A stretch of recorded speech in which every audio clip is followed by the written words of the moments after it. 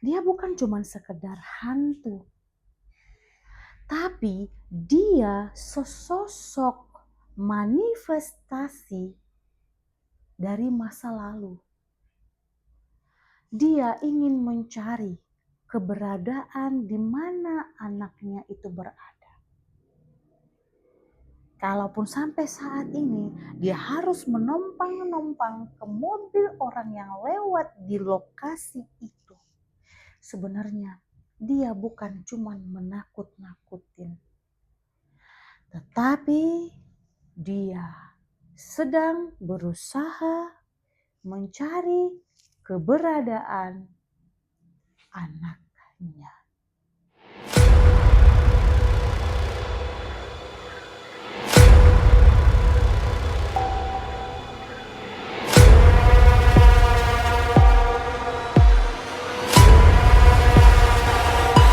Jujur ya weh, sebenarnya aku gak berani ceritain ini ke kalian. Karena cerita ini bukan cuma sekedar cerita horor buat nakut-nakutin kalian. Enggak. Cerita ini kisah nyata yang dialamin oleh temanku sendiri di salah satu jalan tol Jakarta menuju Bandung.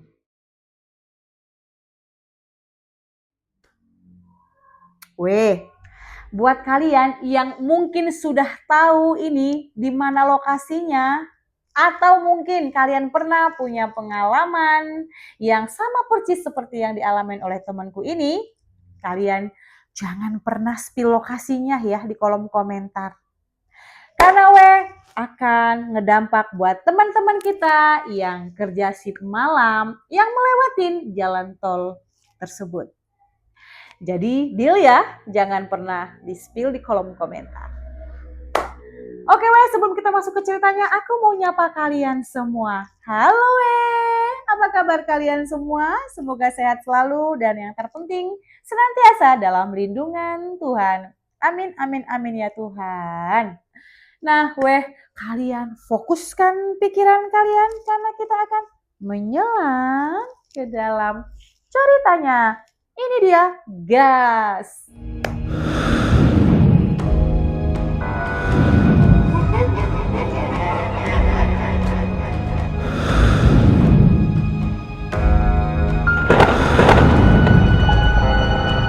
Oke gini ceritanya.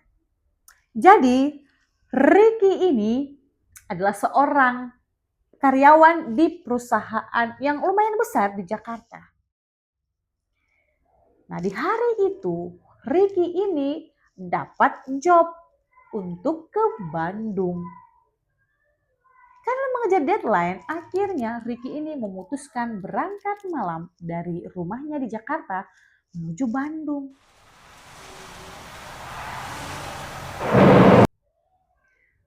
Ricky ini orangnya rasional kali weh. Gak pernah mikir macem-macem, gak pernah mikir kalau itu disangkut pautkan sama mistis atau sama hal-hal goib. Enggak. Dalam hidupnya Ricky, dia selalu berpikir itu rasional. Jadi susah hal-hal goib itu masuk ke dalam pikirannya. Bertentangan sama Ricky. Malam itu dia berangkat sendirian. Dia pastikan mobilnya bagus, tidak ada kendala. Dia pastikan juga badannya fit. Jalanlah dia.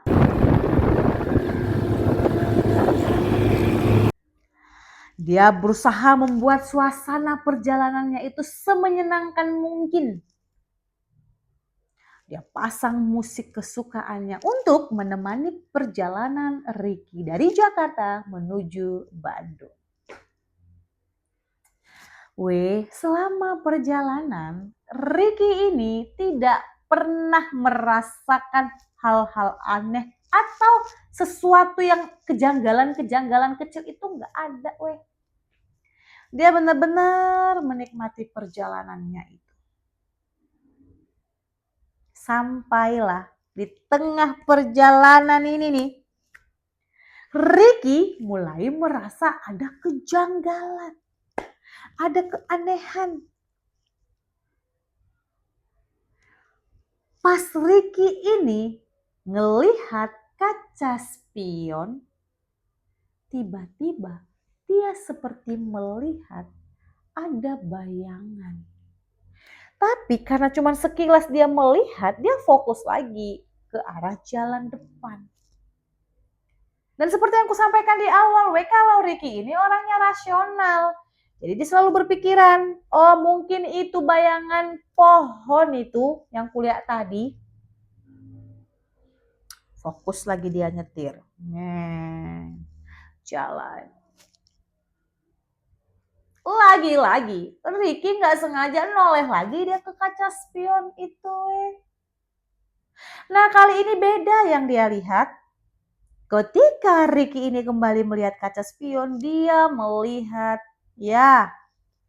seseorang perempuan berbaju putih itu lagi lari-lari loh ngejar mobilnya Ricky.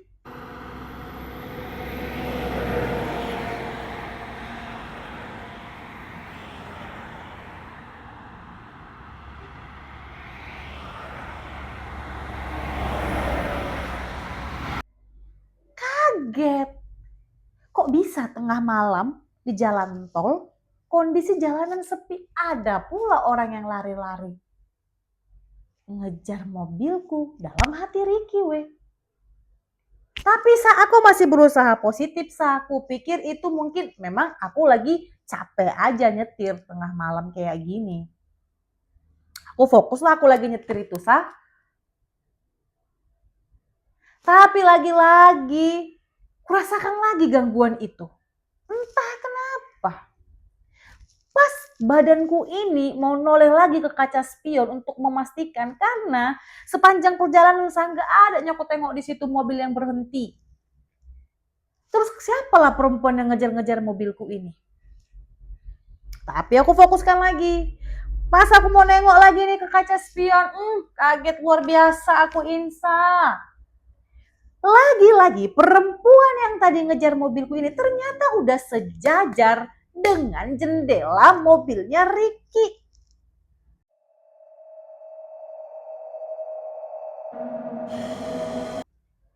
Apa nggak kaget aku Ku tengok pula dia ya kan. Pas ditengok sama si Ricky, perempuan ini tersenyum.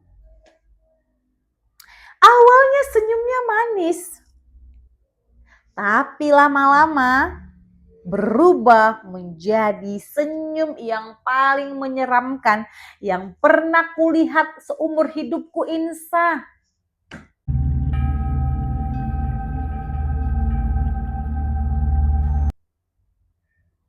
Lebar kali, sampai senyumnya ini mulutnya ini lebarnya ke arah telinga, saking lebarnya.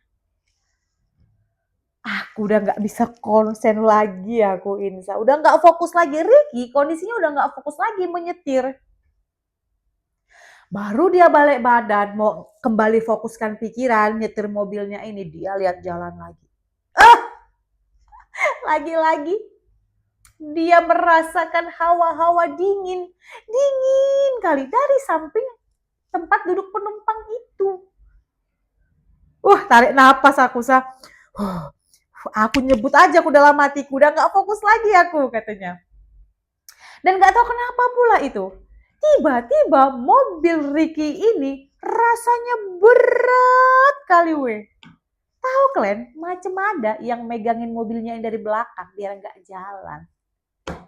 Saking takutnya aku jantungku udah gak bisa lagi ku kontrol, ku injak aja lah gasnya itu, biar maksudku biar laju aku, biar kencang.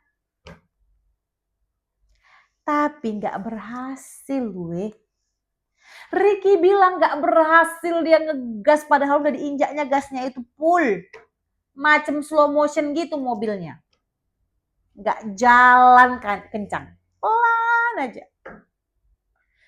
Udah gak tahu aku lagi bilang kayak mana Perasaan aku selama ini gak pernah lah aku percaya hal kayak gini. Tapi untuk kali ini bener-bener aku percaya. Setelah aku ngalamin ini. Itu kata Ricky.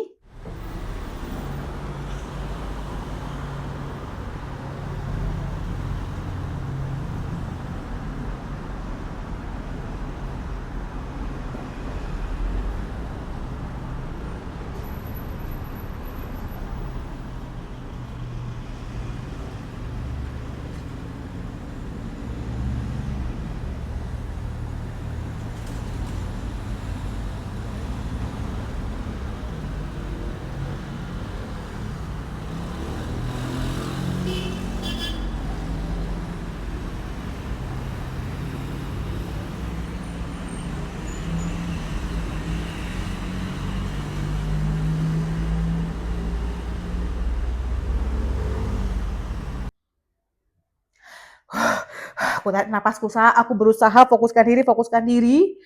Aku nggak berani noleh. Tapi lagi-lagi kejadian ini bikin aku bener-bener trauma, Insa. Ricky bilang ketika di tikungan tajam di kilometer 88,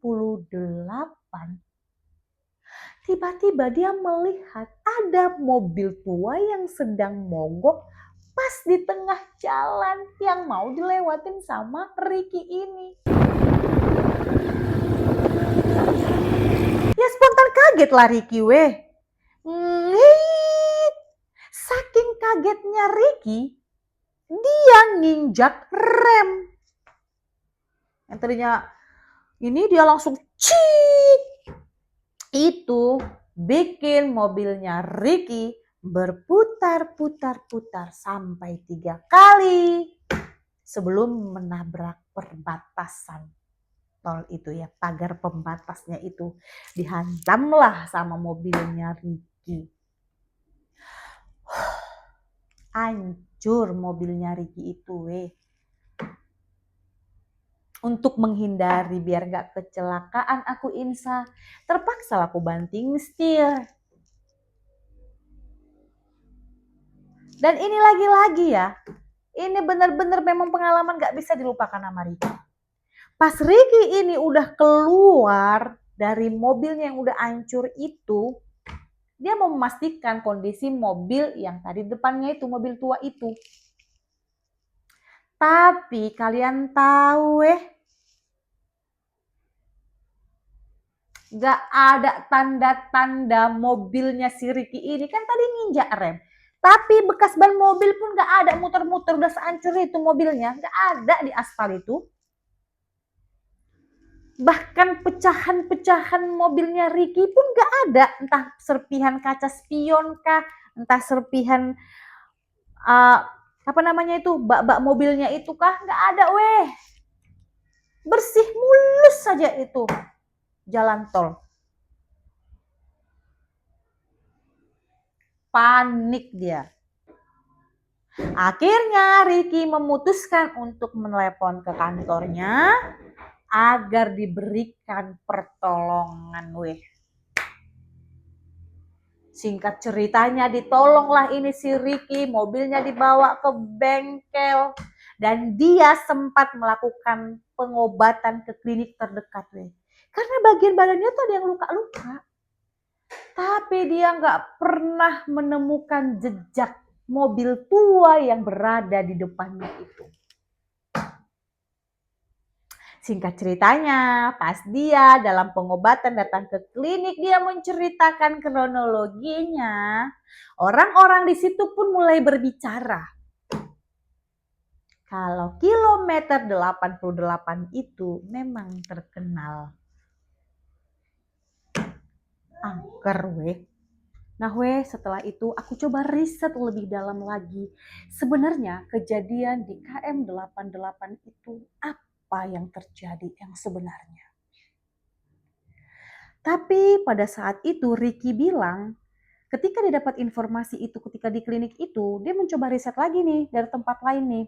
Sebenarnya apa yang dia lihat itu. Nah, Ricky ini mendapatkan satu buah cerita bahwasannya di KM 88 itu dulunya sebelum menjadi jalan tol ternyata adalah lintasan kereta api dan juga pemukiman warga yang memang jauh dari sentuhan perkotaan. Di situ ada sebuah tragedi yang cukup besar, di mana ada sebuah keluarga yang mengalami kecelakaan di lintasan kereta api itu. Dan informasi yang didapat oleh Ricky pada saat itu adalah perempuan yang berbaju putih tadi yang mengejar-ngejarnya itu adalah ibu muda yang sedang mencari anaknya yang pada saat kejadian tragedi itu posisi anak ini terlempar keluar dan sampai saat ini tidak pernah ditemukan. Itu yang selalu menghantui ibu muda ini. Makanya informasi yang dia dapat itu dia suka keliling-keliling dan bahkan dia suka menompang-nompang kendaraan yang lewat dari jalan tol itu. Karena kan setelah kejadian itu, nah jalan itu pun akhirnya dirombak dan dijadikan jalan tol.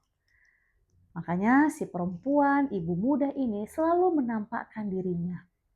Dia selalu berpikir kalau mobil-mobil yang ditumpanginya itu bisa untuk mengantarkannya mencari anaknya atau membawa dia ke tempat di mana anaknya harus ditemukan.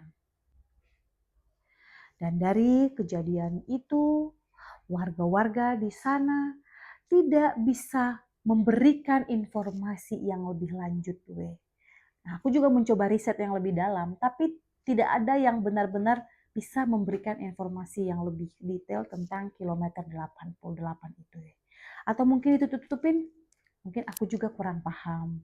Atau kalian yang mungkin tahu daerah itu atau tahu cerita turun-temurun dari orang tua kalian, kalian boleh bantu komen gimana sebenarnya kejadian yang benar-benar terjadi pada saat itu. Agar menjadi informasi tambahan buat orang-orang yang mungkin akan melewatin jalan tersebut. Dia bukan cuma sekedar hantu, tapi dia sesosok manifestasi dari masa lalu.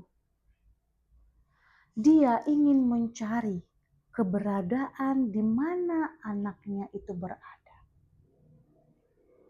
Kalaupun sampai saat ini dia harus menompang ke mobil orang yang lewat di lokasi itu. Sebenarnya dia bukan cuma menakut-nakutin. Tetapi dia sedang berusaha mencari keberadaan anaknya. Itulah yang bikin Ricky ini trauma. Ricky bilang, Insa, aku kalau disuruh lagi ngelewatin jalan tol itu, aku angkat tangan, Sah. Aku nyerah. Gak berani. Setrauma itu aku, Sah. Apalagi kalau disuruh aku ya tengah malam lewat situ, gak usah pun jadi. Gitu kata Ricky. Nah dari cerita yang disampaikan Ricky ini, kita bisa dapat mengambil satu pelajaran. Yaitu, kalau kita sedang lelah berkendara, atau kalian nih yang suka berkendara tengah malam nih, sudah merasakan kejadian-kejadian atau kejanggalan, kalian mending berhenti. Cari rest area untuk sebentar istirahat. Atau yang paling utama kalian lakukan adalah cuci wajah, sholat, berdoa. Karena kita nggak bisa memungkirin hidup kita ini berdampingan dengan hal-hal yang tidak kasat mata.